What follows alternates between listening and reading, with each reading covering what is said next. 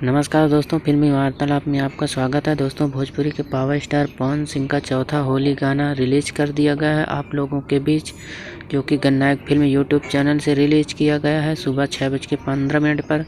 इस गाने को लिखे हैं सूरज सिंह और इसमें म्यूजिक है दीपक दिलकश और प्रियांशु सिंह का। दोस्तों, इसको गाए हैं भोजपुरी के पावर स्टार पवन सिंह और अनजान बिंदु। दोस्तों, इसमें जोड़ी देखने को मिलेगी आपको पावर स्टार पवन सिंह और अंतरा शर्मा की।